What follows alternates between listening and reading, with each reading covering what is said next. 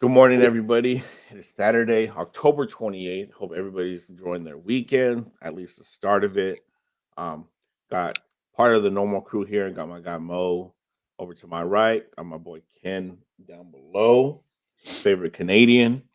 Mo, Ken, how you guys doing? I'm great. I don't know about Ken, but I'm great. I am breathing, and I'm excited to talk about football this morning. That's where I'm at. So let's get into it. We're not doing power rankings this week. Life was crazy for a lot of us. Yeah, we sucked So, this week. Sorry. yeah. It was if you were a Commanders fan and you had to watch what I watched on last Sunday, you would have been depressed all week too, and not really cared about football. In combination, I'm also a USC fan. I think today is going to be our last win of the season. I think That we'll end. weekend that y'all thought I was going to have a couple weeks ago when it was like, imagine Ohio State and Dallas losing. And Dallas lost that weekend. Dallas did end up losing against San Francisco, but it was like, I could have had the double. You had it last weekend. Yeah. Last week was rough. Like I said, today is probably our last win of the season because we still got Oregon and we still got Washington. We still got UCLA on the schedule. I'm not excited at all anymore. I think Caleb Williams should call it a No, don't quit. collegiate. Don't quit. Let's not promote quitting here. No, I'm don't. not quitting. Like It's quitting. maybe I might hop on Phil Summers this week to talk about that. But so we're gonna get right into it. Mo, who's TV one to this week for you? Non-Cowboys game. I mean, yeah. I always it's like obvious. Like, yeah, I'm gonna watch the Cowboys and Rams. What's crazy is like, bro, the NFL has been so weird and kind of boring. Like this year, as far as there's not a lot of great matchups. The Sunday night football game is terrible. Just to throw that out there, that's absolutely horrible. I'd probably say, call me crazy, bro. The Jets and Giants, like the battle in New York. Can the Jets stay? Like, can they win this game? And like, I know that sounds crazy because like that game is probably projected to be terrible, but the Giants have looked slightly better with Tyrod Taylor, and it's not that Tyrod Taylor is better than Daniel Jones. It's just like when your backup comes in and has nothing to lose, bro, because when the starter comes back, you can play and you can do a lot of things. You make mistakes, like, so what? You're the backup for a reason. Tyrod Taylor has had semi-success in this league anyway. But I kind of want to see how the Jets come out. Giants got a bunch of injuries. Can the Jets capitalize, get above 500, and basically kind of keep marching on trying to make the playoffs? Because every week, week by week, Aaron Rodgers keeps hinting towards the fact that he will return. Basically, I would assume if they're in playoff position, and so it'd be a miraculous return. But like the Jets have to win a game like this, so like surprisingly, like this would be the game. If I wasn't watching the Cowboys Rams, like I am going to be paying attention to the Jets and Giants game.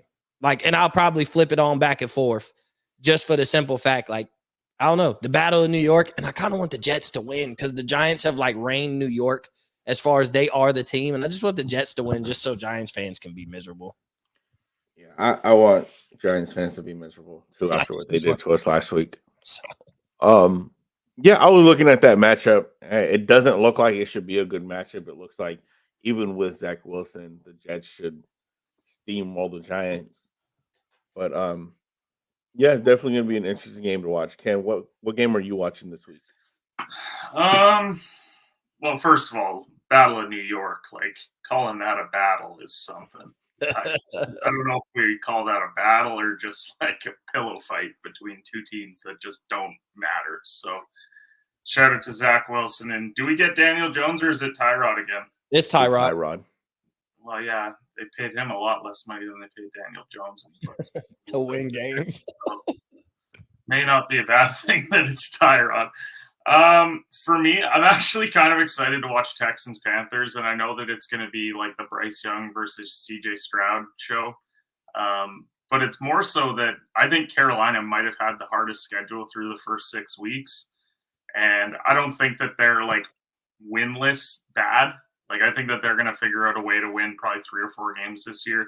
I think that this is one that they could potentially win. You're at home. Yeah, you're like a field goal underdog, but I don't think that Texans are like this great team that people are kind of making them out to be. Obviously, they've exceeded probably their expectations because we thought Houston was going to win like 5 games. But I'm excited to watch that game. Just rookie QBs. Let's see if Bryce Young can finally get his first win. If he can see over his O line. I'm looking at just threw an unsolicited shot right at the end. It was all good. It was all good, and then just couldn't help himself. I couldn't help it. Let me see if he can see over his own line. Oh wow. Game I'm looking at Jags and Steelers. Steelers sitting at 4-2, kind of surprising. Jags are, I don't want to say an unimpressive 5-2, but a rather unimpressive 5-2 to me. From the Jags games, I haven't watched all 7 Jacksonville games. I watched the one that I did watch all the way through. I watched on basically Disney Channel, but again, a very unimpressive 5-2 in my opinion. Mike Tomlin, for some reason, is allergic to going anything less than 8-8. I think it's against his religion. So I'm curious to see what and how Kenny Pickett is going to once again overcome Matt Canada and his horrendous play calling and the hatred that those two people have for each other. Do we think Pickett's good, or is he being hindered? I think he's being hindered. I think it has everything to do with Matt Canada. I'm sorry. Because Kenny Pickett last year, and I know like Matt Canada was there last year, I get it, but like he looked promising at the end of the season, not to where like it looked like Steelers, in 2 to 3 years, you'll say, hey, they found their franchise quarterback. Not like finding your franchise quarterback and saying he's going to be top 5, top 7 quarterback, but like him and Pickens got a good. I just think, bro, the play calling is absolutely horrible. Like, it's horrendous to watch a Steelers game right now. If it's not throwing the ball down the field, just chucking it to George Pickens, it's like, what are we doing here? Like, there's really like outside of George Pickens making deep catches, like it's not like it's horrible. And I mean, you got all of Pittsburgh in every situation. If the Pirates were in the World Series right now, they would still be chanting "Fire Matt Canada" at the World Series. Like it's that. They're doing it at Penguins games right now. That's what I'm saying. Like it's that serious. Like if Pittsburgh had an NBA team, like they would be at opening night more so concerned about firing Matt Canada than they would be on opening night of the NBA season. So like it's that bad. They want Matt Canada gone. It makes it tough. I mean, I guess firing an offensive coordinator in the middle of the season, but. Because if Matt Canada is the best you have, then firing him does what? Yeah. Like at the end of the day, like that does what? If he's still your offensive coordinator, you don't have a better option. So, I mean, I get not firing him, but I just don't think Kenny Pickett's that bad. I guess I should have rephrased it. Like, I don't think that it's like Pickett's that bad. Like, obviously, I think you just have to watch Pittsburgh to realize that the play calling is just horrendous. And for some reason, and don't get me wrong, I own Najee Harris in multiple leagues. The fact that he's still getting the carries that he's getting when it's very clear that Warren is the more productive back. It's honestly like watching Zeke and Pollard last year. Like Zeke was fine, and then Pollard would break off like a big play. And you're like, man, why isn't Pollard getting the ball more? And that's what it feels like with those two backs. Getting back Deontay Johnson last week was big for them as well because Pickens was limited just because, as we were just saying, like they're airing it out and that's their only offense. Like throw it up to Pickens so then they can have the guy over top. Once you throw Deontay back in there, kind of can't do that as much. So I think it could be a huge benefit for Pittsburgh. And I mean, if we're talking about Jags not being a very good 5-2 team, like Pittsburgh's not a very good 4-2 team either. Like, but for two teams based off record, like, it matters a lot because we're talking like 2 playoff teams potentially here, but I don't think that we're worried about either of these teams making a lot of noise, at least at this juncture once we get to playoff time, right? Right. Yeah. And that was kind of my point is that the Steelers are a surprising 4-2 team. Like we didn't expect much from them this year. Mo did. I did. I thought they were going to sneak in the playoffs. Honestly, I did. So right now they're the 5 seed. Right behind Jacksonville, sitting at the 4 seed. I didn't think they would look this bad doing it though. Like I will say, like I know, like if if Pittsburgh sneaks in the playoffs, like it'll be like, oh, Mo called it, but like it'll look terrible getting in there. And then it'll be like they're gonna lose in the first round and da. So it's like, even when I was like higher, like when I was higher on Pittsburgh than most, it still was like I didn't think they would be 4-2. If I thought they were going to be 4-2, I didn't think it'd be an ugly 4-2. I'd be like, oh, they look like a good team. They probably won't. They're not going to win a Super Bowl or none. They probably compete for the division, don't win the division, sneak into the playoffs because of how good that division is. But I didn't think it'd be like they're 4-2 and we're looking at them like they're really not a good team. Like they're really not, but they just happen to be 4-2, which is usually insane to say in the NFL. Because if you're a bad team, typically your record says you're a bad team. So like being a bad team in 4-2 is kind of crazy. But at the end of the day, this isn't college football. Style points don't really matter. That's true. Record is a record. Yep. Again, like I said, they're sitting at the 5 seed right now. They're one spot ahead of the Browns. I think kind of an obvious like game to watch this week too, which we didn't touch on as well, would be that San Fran and Cincy one, because I mean, people are talking like Cincy's back, and I don't know if they're back quite yet. Like they've obviously won a couple games, but you look at San Fran, they've struggled the last couple weeks. Purdy's questionable. There's probably a fair likelihood that it's going to be Sam Darnold.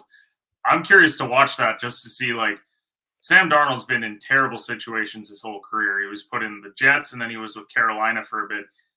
Is he that bad? Like, I think we're going to find out on Sunday, because he's going to be in a Kyle Shanahan offense. And if he was ever going to look like a competent QB again, I think that's kind of the situation for him. Like, for me, this is the game where Sam Darnold might earn himself a job in the league for like another 5 or 6 years if he looks good.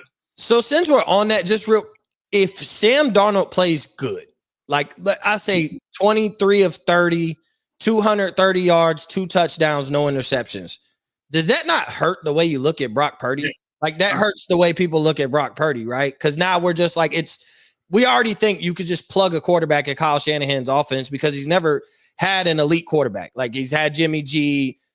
He's had Matt Ryan. Like Matt Ryan in the Kyle Shanahan offense, Matt Ryan's probably the best quarterback he's had. He won MVP. But outside of that, it's like plug and play. We've seen CJ Beathard win games in a San Francisco team. Like, so if Sam Darnold comes in, is it just like now we look at Brock Purdy a little different, I would assume. Like we're like, oh, he's Mr. Irrelevant. It's so great. But then it's kind of like, well, Sam Darnold's look absolutely terrible every situation in all bad situations. But if he comes in and looks good, it's just like, that's a product of Kyle Shanahan's offense. So now you won't view anybody in his offense more than just a system quarterback, literally.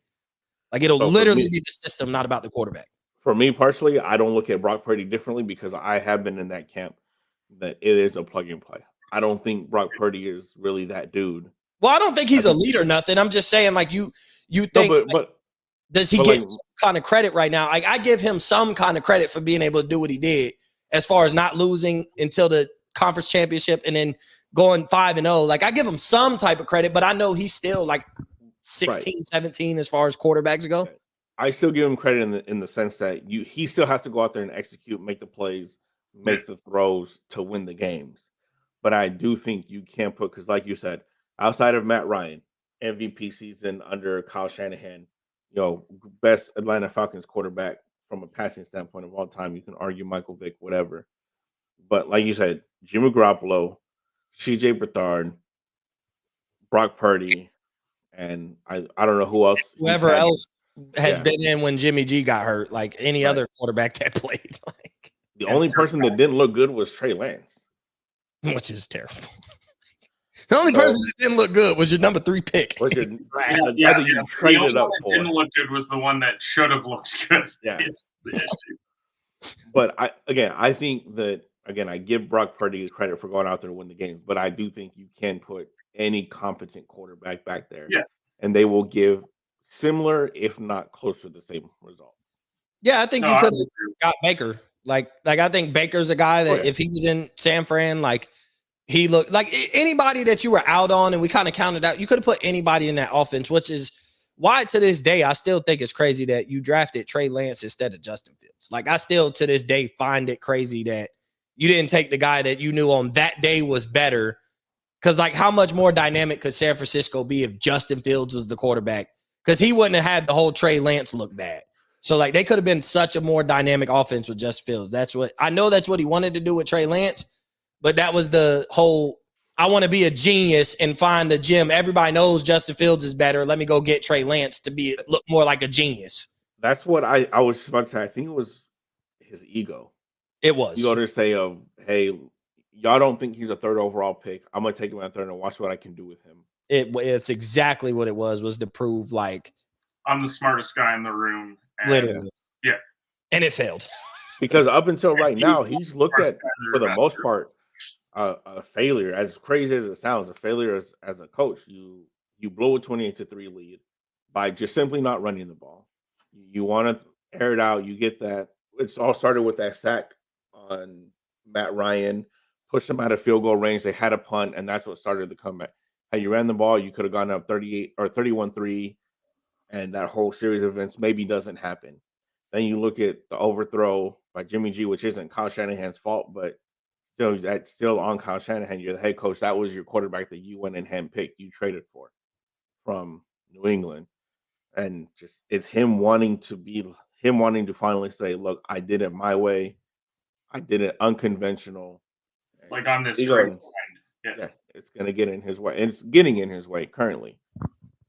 Because they could win a Super Bowl if he had a really good quarterback. Like if you went and drafted, I really feel like if you went and drafted Justin Fields, and I know it's like because he's at the Bears, but like we talk about we're sitting here talking about Sam Darnold could revive his career on Sunday by looking good in this system. So like we're talking about another quarterback that went to a bad situation, but we know we've seen flashes of him being very talented, and we knew he was the second best quarterback going into that draft. So like if he would have picked him and rocked with him, Rob Julio. So I've been in the gym. That's why. Like you do. I was just gonna let it ride. But yeah, I just feel like had he have took Justin Fields, I think the conversation is different. And yes, I know it's like an Ohio State quarterback, but at the same time, like we knew that guy was the second best quarterback in the draft, and your offense could have been way more dynamic. Like I just really feel like seeing the flashes, he would have been able to. If Brock Purdy is the last pick of the draft, can put it together every week, then the guy who's way more talented and played against tougher competition in college, he easily would have been able to at least do the same thing. Like at the very least, he would have been able to do the same thing, and you could have been a little more dynamic because he can run. But I digress. Kyle Shanahan. And one more thing, just on Sam Darnold, we've seen year in and year out, Jets are incompetent when it comes to quarterbacks. Yeah. Panthers fairly incompetent when it comes to quarterbacks as well. So like, I'm not quick to say Sam Darnold. That's what I mean though. Like the fact that he's now getting an opportunity to play in a much better situation. Like I don't think that Sam Darnold should be like out of the league. Like I think that there's a place for him in the league, whether that's a very low level starter or a backup. But now we get to see, if he's a part of an organization that has real weapons, real coaching, like what does it actually look like? And also shout out to Chris for that comment, because that's normally the type of shit that I do when I'm not on here. And it's so funny to be on the other end of it for once. Anyways. So not a whole lot of even in the gym, it's fine. I have been. All right. Okay, none of y'all say. Is the rivalry the week the Eagles Commanders? It has to be. What other rivalry you want? You want Vikings Packers? To be honest, I want to roast Jordan Love some more. So I think that we should make it Vikings Packers. I think it is the Eagles. It is let's talk about them both. That is the rivalry of the week. I'm gonna stand on my soapbox and just roast Jordan Love some more because he is trash. Trash can. All right, let's do it. Trash can emoji. Like, since this is the rivalry of the week, the Viking season, we can all agree they win this. Like, their season's not over like we thought 2 weeks ago, right? Which is great. They haven't had Justin Jefferson, and they're starting to kind of put it together. But I think one thing to point out about the Vikings is that they had a horrendous schedule out of the gate. Like they had some very tough games. I think they had 49ers, they had Chiefs, they had Eagles. Like that's tough to get three of those teams right out of the gate. And luckily they picked up the one win over San Fran, which basically saves their season. But now they're the next month for the Vikings is very doable. You got Packers, and then you go Falcons, Saints, Broncos, Bears. There's nothing that says that they can't over the next 5 games go like 4-1 over that. And Jefferson's going to come back at some point in that stretch of games too. It'll probably be on the later side, like it'll be Broncos or Bears, but he should be. I think it was 4-6. They were leaning more so on the 6-game side, but yeah, I agree. Once he comes back, it could look a lot better. And I mean, on the Green Bay side of things, they've lost 3 straight. They just lost to Denver, and then they lost to the Raiders prior to that as well. Like, they're teetering on being horrendous, and I love to see it. So I think that this is just it's a fun divisional game to watch for me. I think that Green Bay is probably going to go more so that try and protect Jordan Love from himself, where they're going to try and get Aaron Jones and Dillon going. On the Minnesota side, they're going to try and throw the crap out of the ball to Addison, to Osborne, to Hawkinson. I think that it's a game that I would be cautious, but I still think I would bet the over because it's like 41.5. To me, this seems like 24-21 type range. I think it's going to be which QB has a crucial turnover. I think it's more likely to be Love, but I think that this is going to be a really good game, and I really hope that the Vikings prevail so I can come back on here next week and talk about why Jordan Love stunk it up again for his 4th straight loss. But the Packers are in a good situation, right? Like, essentially. Like, and I mean that by, like, you basically wanted to find out if Jordan Love was that guy. If you're a terrible team and you find out that he's not, you're in the running to draft your quarterback of the future. Like, this isn't like a lose-lose for the Packers for the simple fact you could draft your quarterback. Like, you can have an honest conversation in the offseason, and essentially this quarterback draft is deep enough. The only problem not to get into the draft, the only problem that I find that the Packers will find themselves in is, like, you're not going to get Caleb Williams. You're not going to get Drake May. So now I really think anybody else you draft is with the same intentions that you draft Jordan Love. Is I'm drafting this guy based off potential as opposed to what I think he'll do day one. Because I think there's only 2, like, day one guys I have high expectations for. Obviously, I don't think out the gate they'll throw for 400 yards, but I think those are 2, like, quarterbacks of the future as opposed to the Spencer Rattlers, the Michael Penixes, the Bo Nixes. Like, it's more off of their potential is high, but, like, if they don't ever reach it, then we're back in the same Jordan Love conversation situation 2 years from now. But Jordan Love's not going to get replaced after this year, I don't think. No, because they picked up his 5th year. So, he bought himself another year, but you're drafting a guy to replace him. And a lot of the guys that aren't Caleb Williams or Drake, they are old. Like, they're going to give them a little bit of an excuse that I don't think that there's a good weapon in that locker room. I truly don't. And I mean, like, there's a couple receivers who are in year 2 in Dobbs and Watson. I don't think that either of them are going to put up eye-popping numbers over their NFL career. I think they've got a room filled with 2nd, 3rd, 4th options.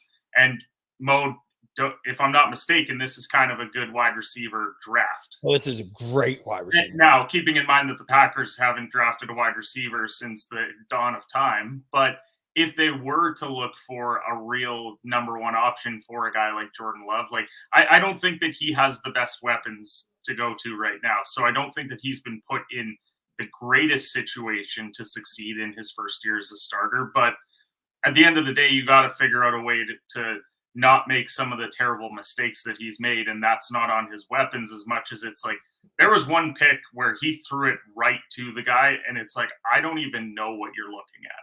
Like, there's no one in the vicinity of that throw.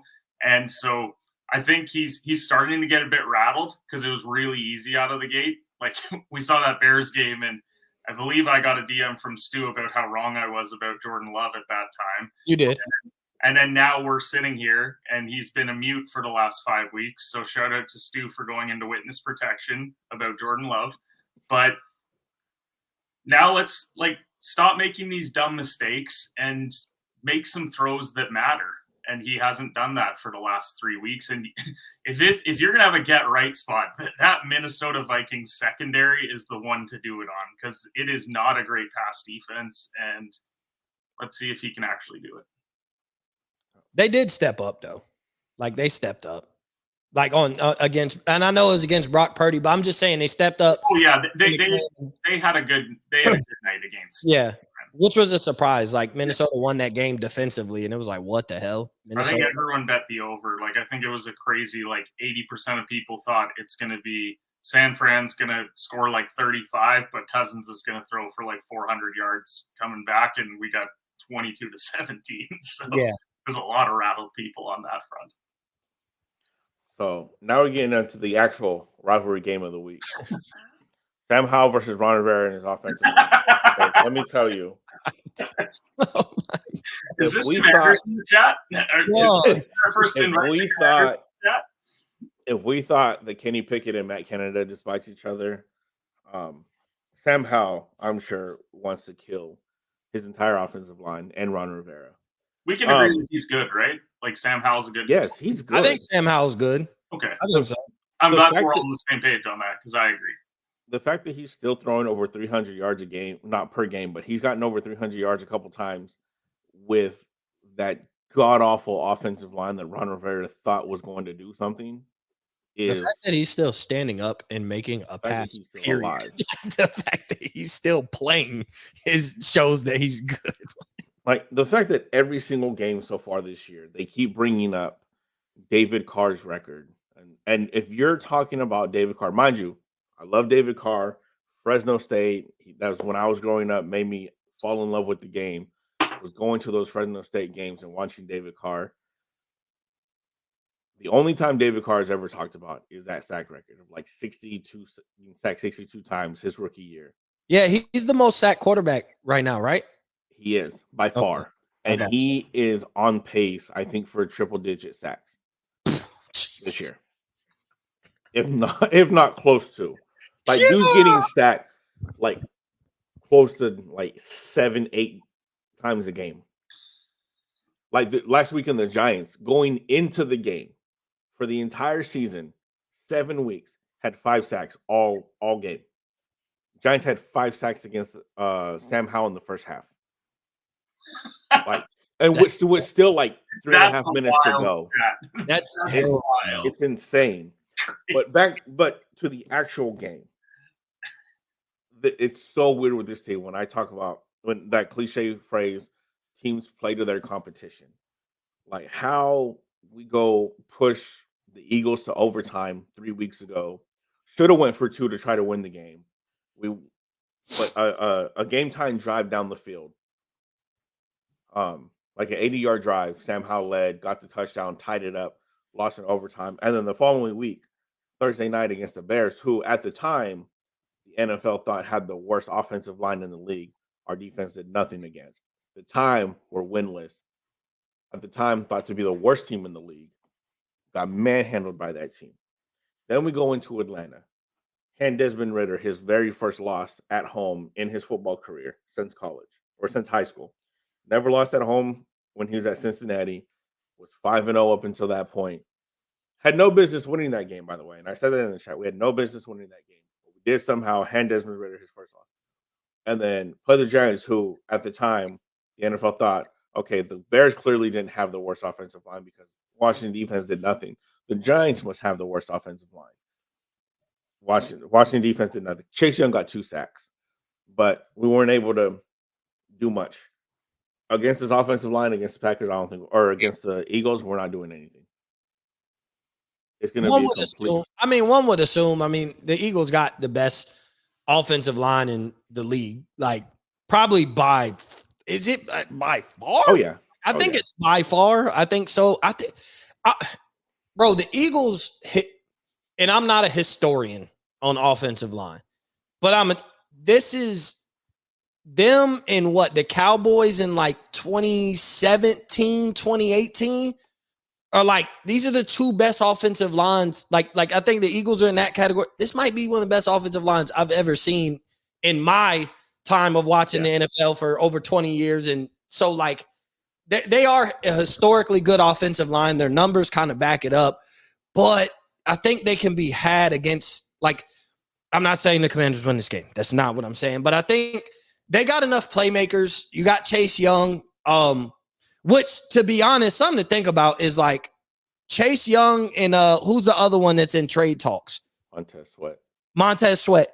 This could be like a show the world, hey, come trade for me type of Sunday. Like essentially, like these are two guys who one of them could not be a Commander by the Tuesday trade deadline.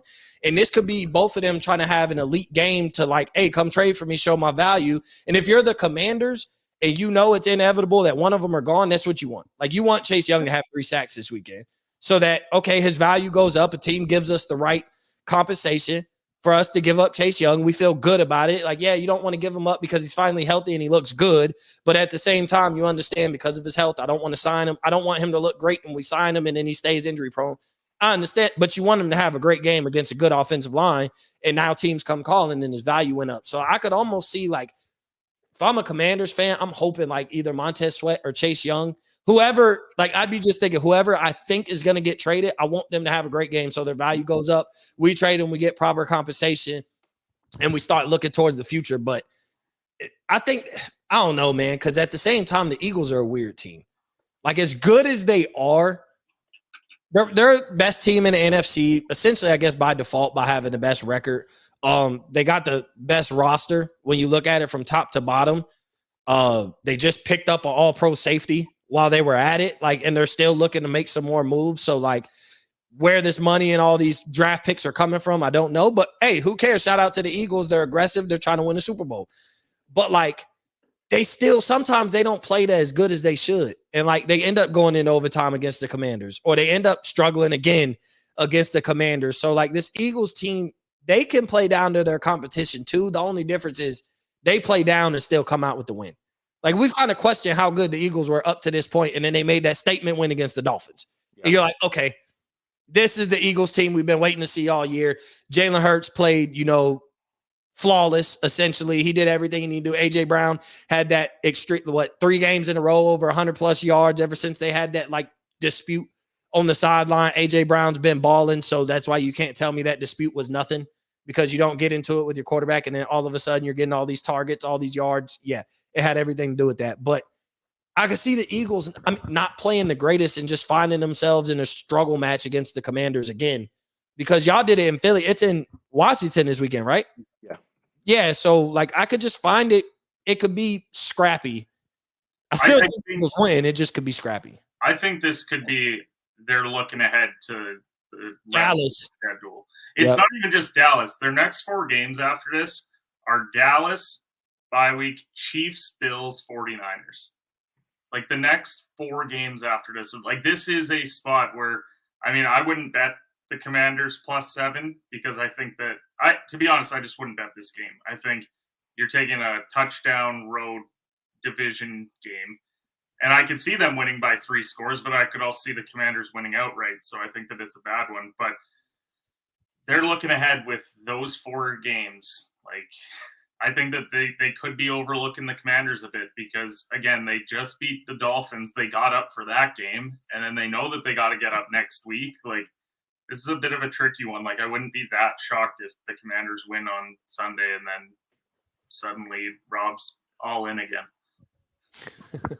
So in my perfect scenario, this is what I want to happen. I want Montez Sweat and Chase Young to combine for 5.5, 6 sacks. However they split it up is up to them. And trade both of them? You trying to get rid at of least. Well, no. Let me finish. So for each of them to have combination of 5.5, 6 sacks, but still get blown out. I still want to lose by 25 plus. But you do realize, like, if y'all won this game, like, you're still in the playoff conversation, right? Which is exactly why I want to lose. Because if Chase Young and Montez Sweat have a good game and we still win, sitting at 4-4, just be the best team in the NFC. Yeah, you hold on to that. Yeah. You're holding on to them. Ron Rivera is still our head coach Monday morning.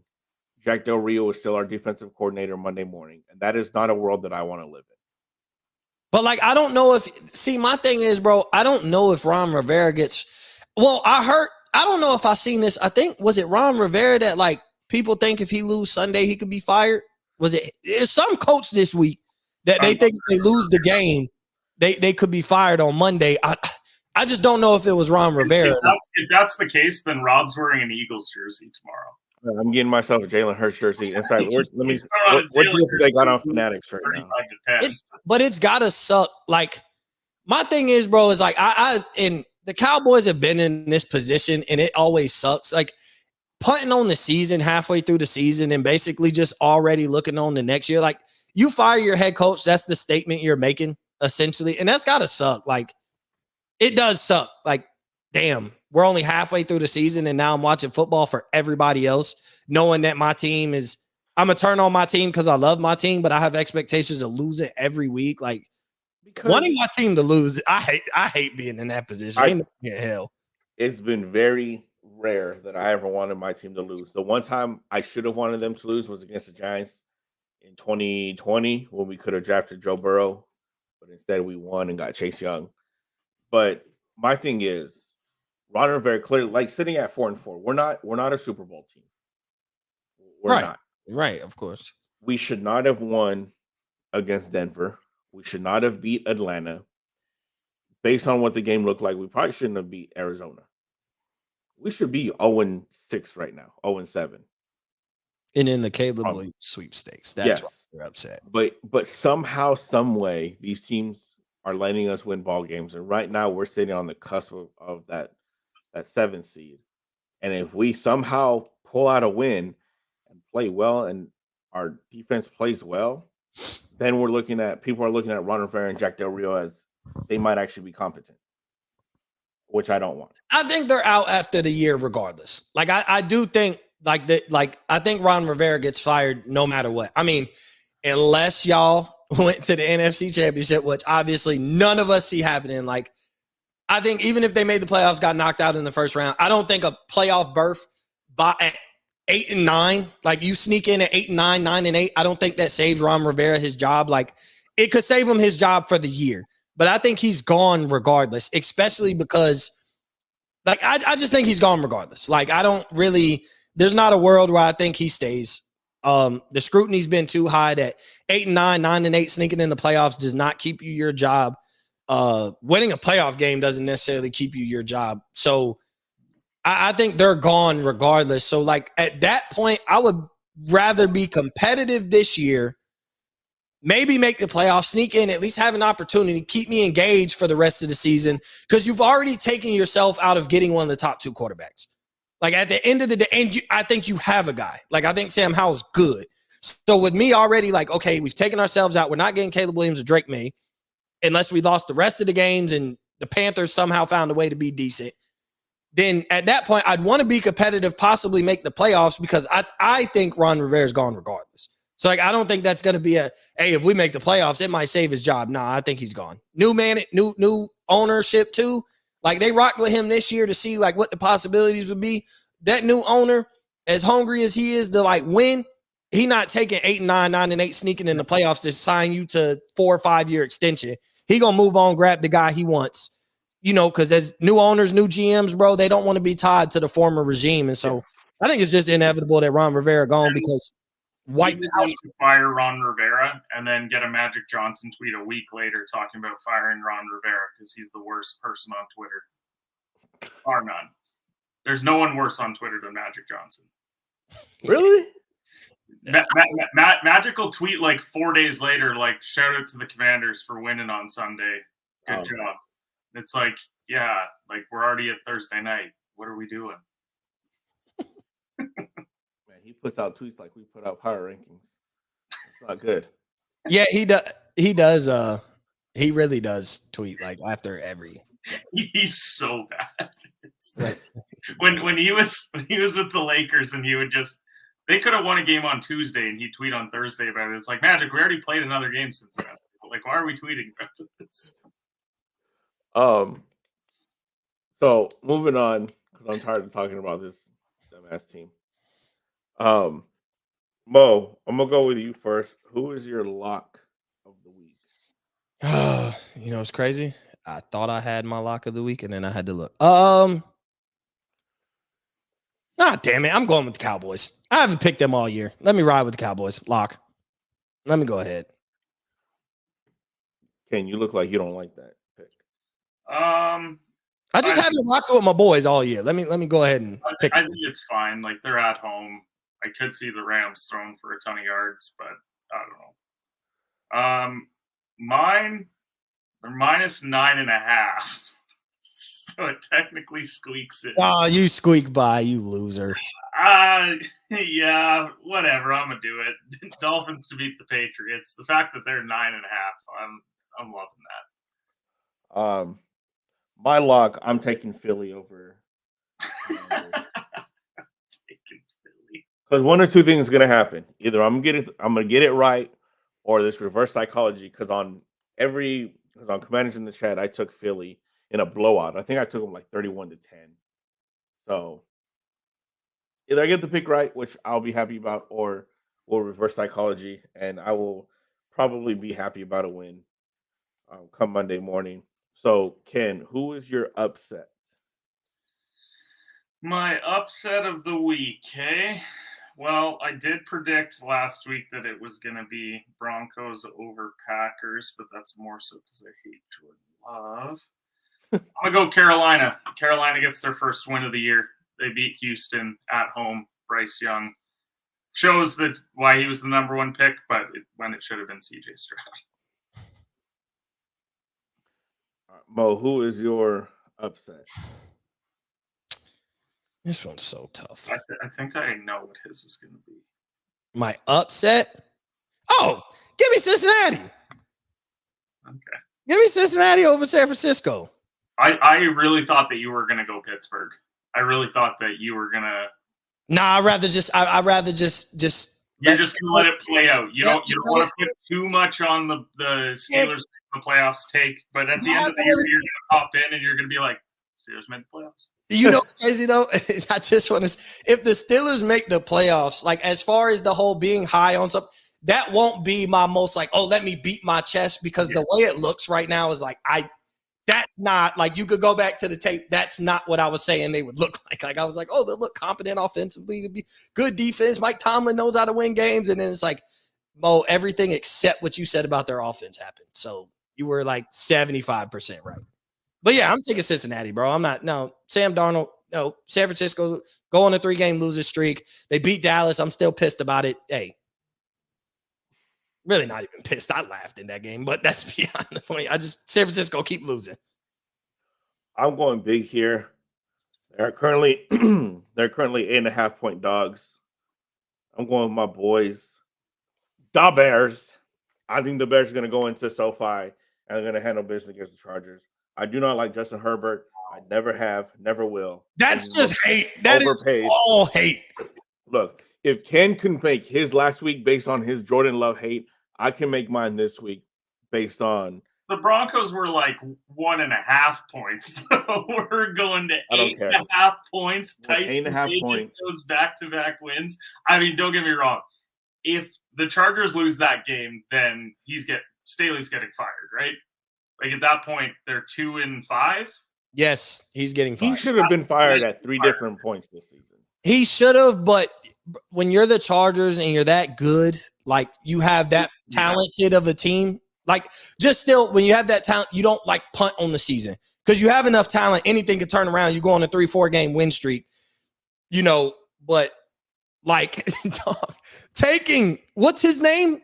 Tyson Doesn't matter. Kelly Slater. He looks like a surfer. Bro. I don't care. I'll be honest. I saw him in the locker room after that game, and he had some real questionable tattoos. Like he had no intention of ever being in the NFL. Like he definitely had the intention of working at a surf shop and just like riding it out until he's 50. And like Rob, you get an extra. If the Bears beat the Chargers, you get an extra point. Let's just state it there now. You took what are they, 8.5? 8.5. If the Bears beat the Chargers, you get an extra point towards the standings. I think everybody would agree. Like, you pick that kind of upset, bro, you deserve more than just like, oh, yeah, I was right. Nah, you get an extra point. Now I have a reason to watch the Sunday night game. No, I'm not watching that crap. I'm going to tell you now. I'm watching the NBA. I've already looked at who plays at the same time as that Sunday night football game. Thank God for the NBA because I am not watching that game. No way in hell. Actually, I think the World Series is on tomorrow as well. I think I might end up watching that. Look, Tyson Bagent has a wolf on his arm. Like, if that doesn't scream, like, I planned on playing Div 2 QB and then never playing football again, I don't know what does. All that means that he has that dog in him. All right. No, he's got a wolf. Wolves are our dog. Ah, They're canines. well, they're dog adjacent. They're related cousins. They're at the same party, but they're not direct family. The upsets the Giants. I actually don't hate that one, but it's like picking who is less shitty, and the Giants may be less shitty because they have Tyrod Taylor and didn't pay Daniel Jones $1 million bajillion. And they're talking about like Lock is the Steelers. Wow, so he went full on hate, and yeah, that's a dog lock. like that's just he said I love, and he had said before I love picks based on hate, but like his picks is hate picking. Well, he's a Giants fan, so that's fine. But he also, I would assume, hate the Jets, and then he hates Jacksonville, which is such a weird team to hate. Like, He doesn't hate Jacksonville. He hates Trevor Lawrence. I mean, yeah, but still, Yeah, I don't think that he actually hates like Jacksonville as a team. It's just Trevor Lawrence. Jacksonville's a nice city. it's still so weird for like to hate Trevor Lawrence so bad. Do we even think that he hates Trevor Lawrence, or he just hates that? No, he hates Trevor No, Lawrence. it's not even that. He's been on the, Because like I don't think that he actually hates that. I think that he likes to poke fun at hating that. I think he is upset that Jacksonville has the better white quarterback. and going to be able to justify paying him $40 million. Yes, The great white nope exactly. versus the great white nope that he's got in Daniel Jones. The great white nope versus the great white nope. Do we think let's say Giants win on Sunday, right? And let's say later on in the week by Wednesday, Daniel Jones is cleared to play. Is Daniel Jones playing, or are they sticking with Tyrod? Daniel Jones is playing. Daniel I don't think the franchise can justify not playing him. You can't justify paying him $40 million and then after 2 games, because Tyrod Taylor won 2 in a row, that's good enough. Because if he's healthy and he don't play, like you're moving on from Daniel Jones. Because like, I mean, at that point you're benched. You bench your $40 million quarterback, like you're done. You're moving on from him. Like you're no longer tying yourself to Daniel Jones. He's done for the season unless Tyrod Taylor gets hurt, and you're drafting a court. Like you're saying a whole different message that even if you win, like if you win, the Giants are still like, okay, I know they'll be 3-5, but they still would be like, if they won a few more games, like they could poke at that 8-9 wins and be borderline looking at if things went the right way, they sneak into the playoffs. So like I don't think they sneak into the playoffs. I think they continue to lose some more games, but I'm just saying when you're sitting at 3-5, I don't think you give up on the guy. And I mean, hey, maybe if you just want to keep repeating history, I mean, Tyrod Taylor would be the first black quarterback in Giants history to win 2 games in a row, since that'll be the tracker of the Giants season at this point. They've never had a black quarterback win a game, which is crazy that in a franchise history, 2023 is the first time a black quarterback won a game in your franchise. He wins 2. Like at that point, it would just be black quarterback history for the Giants for the rest of the year. First guy to win 5 games in a season. Wait, Phil Simms isn't black? God. I bet Chris Sims is so pissed that Tyler really won that game now.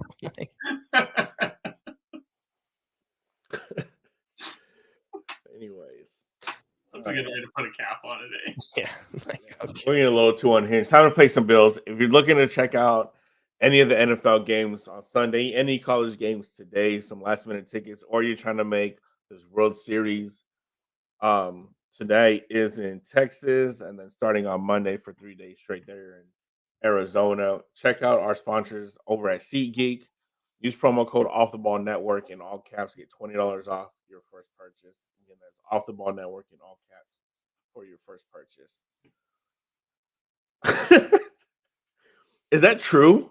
Yes. That's sad. Yes. That's like he's the first black quarterback in Giants history to win a game in 2023. Keep in mind that the guy that says that was sad had the red something as his team's name for the longest time, and he's saying that it's sad. Yeah. Yeah, like you're the last, bro. In 2023, you finally have a black starting quarterback. Like, not to say that it's just never. Even if they had one, I don't know if they have, but even if they never started or if they started one before, no one, Tyrod Taylor was the first black quarterback in Giants history to win a game. I know that was made known after he won last week. So does Chris support the second most racist NFL team ever? Who's the first? Y'all? Washington. We had a whole lot of derogatory. He looked dead ass in your face and said, Washington. And you know what's crazy? He knew. You know what's crazy? And then you look, bro, just look at the NFC East because you had Jerry Jones back in 1950 in the picture, like. Yeah, Jerry Jones out there yelling at black people for no reason. Segregation. Yeah, I was going to say. And somehow we're still the most racist team in the league. We just might have the most racist owner. Nobody else's owner was caught at segregation. Like, hey, what's going on over there, bud? Like, all right, it's time to close the show. All right. NFC East, most racist division. That's good. Mo, go ahead and tell the people where they can find you, what projects you have coming up. Yeah, Field Stormers will be you follow me at Mo_Cheese15. Field Stormers will be recording probably tomorrow or Monday to recap this week of college football, which is a solid week. Nothing special, but a solid week. And I'm recording Up in Flames at some time today before the Ohio State game. And before I start drinking. Maybe. All right, Ken. Coming up. At HedgePod is where you can find me. Betting picks daily. Trying to do a podcast episode probably tomorrow. Probably talk some NHL with my buddy Spittin' Picklets. Other than that, not a whole lot else. Shout out to CJ Gardner-Johnson for changing his name to CD Deuce. CD Deuce. That's something. It just had to be mentioned today. Y'all already know where you can find me, FNC Pod on Twitter, Football and Chill Podcast on Facebook and Instagram. If you're missing this today, or if you're just catching the tail end of it, this will re-air tomorrow morning before the games. So probably about 8:30 Pacific time, whatever time that is for the East Coast, 11:30 Eastern. Again, y'all already know where you can find me, FNC Pod on Twitter, Football and Chill Podcast on Facebook and Instagram. Check out Overreaction. I don't know what day. Overreaction. We're gonna do it on Monday. We'll figure out a way to do it on Monday. Oh, Rob just went ghost. So wait, how do we go on live? Rob in the live, Rob, just in the live. We can't. He just has to end it.